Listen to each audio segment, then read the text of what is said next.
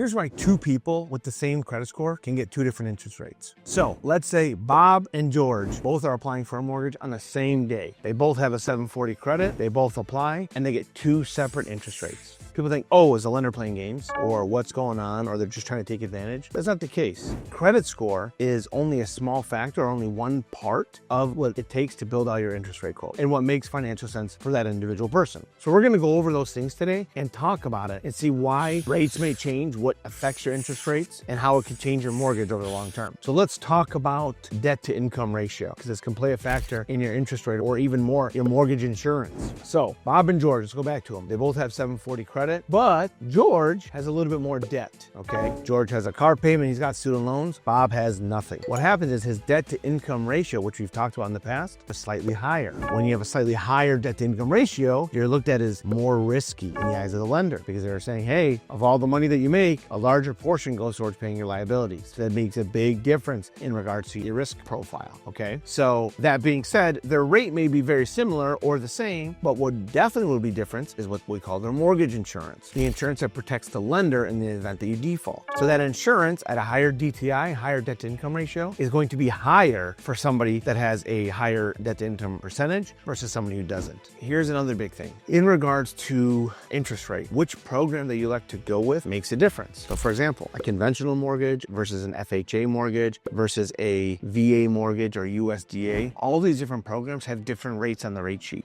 FHA rates are typically, and more often than not, lower than conventional rates. It's a government secured loan, but FHA may have higher mortgage insurance. They have additional fees. VA is one of the best programs out there when it comes to financing, but not everybody qualifies for a VA loan. VA loans typically have lower interest rates than both conventional and FHA, but George and Bob may not be veterans, or one may be and one's not. So they're gonna have different interest rates available. Another one, and this goes into the profile, is gonna be down payment and loan size. If a client elects to put more money down on their purchase, whether it's 15, 20, 25% versus somebody who puts the minimal, that goes back to the risk tolerance. Because that borrower who puts less money down may be classified as more risky, they're in a situation to where it's gonna be reflected in their interest rate. Their pricing is gonna be slightly higher based upon that. So a lot of times people say, oh, my friend got this rate on the same day and they were applying for a house at the same time. Well, we have to look at the full picture and see why they're getting that rate. Are they making the same type of loan? Are they putting the same amount of down payment? Are they buying the same type of property? And that leads me to my next point. Property type may affect your interest rate. Are you purchasing a single family home, a condo, a farm, a manufactured property? Those types of things add to your risk tolerance. So let's say you and your friend are applying for a mortgage on the same day. He's buying a condo and you're buying a single family home. His rate is going to reflect higher pricing than yours because it's a condominium. Reason being is under one roof, you have multiple families. That means multiple people are responsible for the well-being of that property. So that being said, let's say the middle unit of a condo goes up in flames for somebody, God forbid. It goes up in flames, that may spill into the other unit. That may affect your unit, which is financed separately. That additional risk comes into your interest rate, okay? If you need any help with that pricing, let me know. Shoot me a message. I'd love to kind of go over it with you and see how that pricing difference affects you and your file.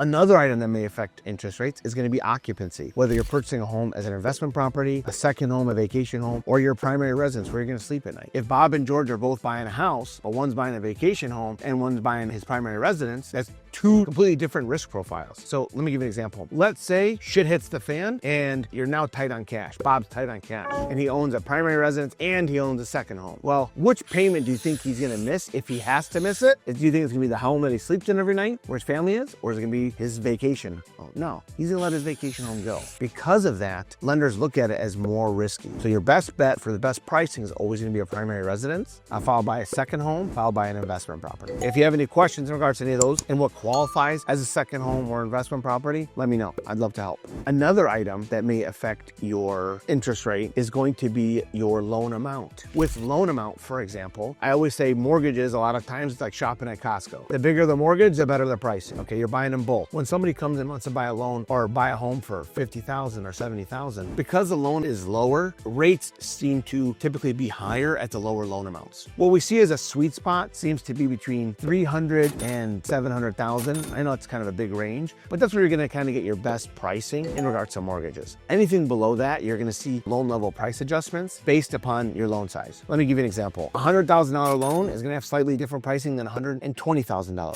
or a $125,000 loan. Those things kind of play a factor, which may affect your interest rate. So Bob and George could be buying the house on the same day, but Bob's buying one for $500,000 and George is buying one for $200,000. You're gonna have different pricing. Keep that into consideration. So guys, again, when someone says my friend got a better rate on the same day and they have the same score as me, there's way more that goes into that. There's way more layers of the onion we need to peel back and see what happened and why that pricing is the same way. Give me a call. I'd love to help walk you through that just so that you can see the differences between your profile and somebody else's profile. If you have any other questions, I put a great video together the other day. Take a look at it right here. You know, it's a few clicks and you'll be in a situation where you're just going to be learning more and more and be more and more comfortable when you're in the market. Hope that helps. Talk to you guys soon. Here's the 5 biggest mistakes I see home buyers making every single day. With all the information going out there, the TikTok advice, the